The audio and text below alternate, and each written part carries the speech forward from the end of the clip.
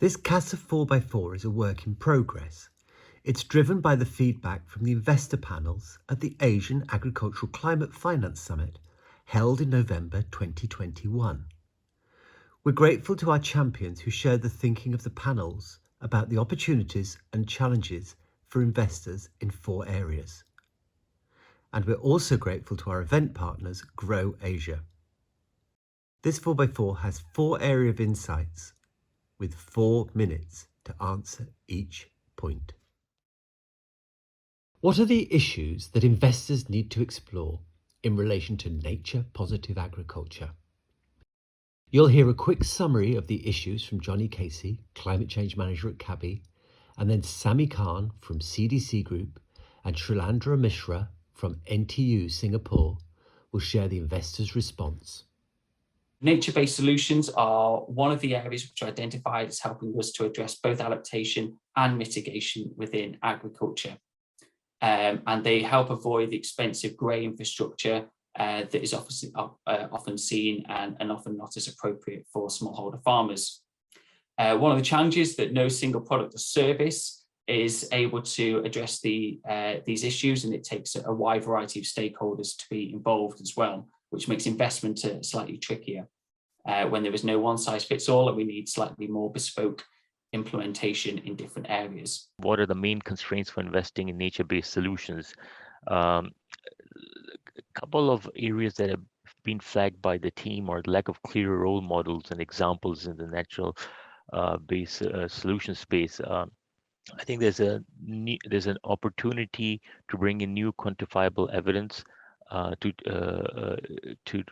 promote this further. As far as the climate debate is concerned, unfortunately, agriculture is a new entrant to this. It's kind of unfortunate, but I think nonetheless, there's a lot of focus on addressing the issue of sustainability in agriculture. But there is a bit of a lack of understanding on exactly what NBS as the acronym is all about. I think there are a bit of communication challenges that we need to deal with.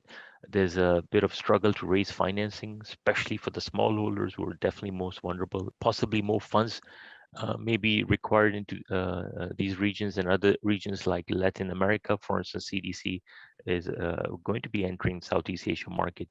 And I'll hope to have follow-on discussions with some of the other colleagues on this call on how we could potentially deploy nature-based solutions, regenerative agriculture in certain select countries in Southeast Asia. The other point that was raised by the members is how to pivot or adapt models from other regions to suit Asia in particular. How do we account for below ground biodiversity? There was also a remark about silos between investors and conservation focused organizations, despite the intersection overlaps in carbon markets.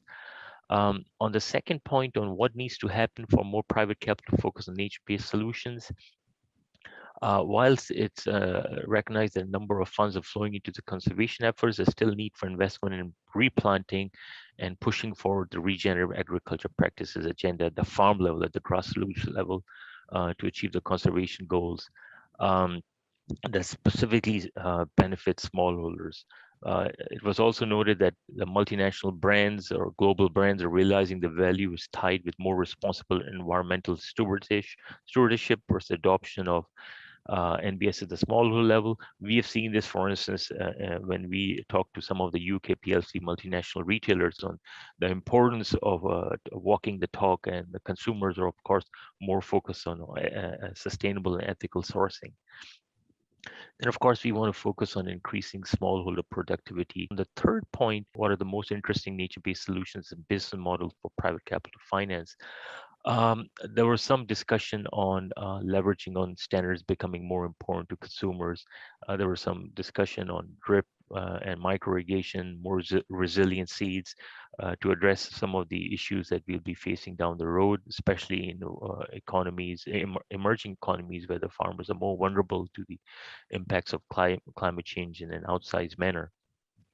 I think the discussion is still work in process. There's on the responsibilities side, there was acknowledgement of the fact that there needs to be more sharing information creating a sort of a structured menu of integrated approaches that are, that can facilitate cross-sharing of information.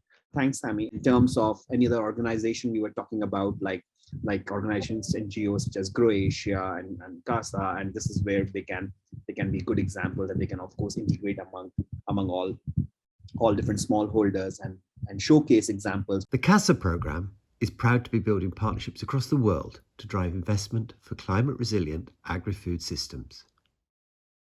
Visit the events page, past events section, to hear other expert viewpoints shared in the CASA 4x4s and webinar series.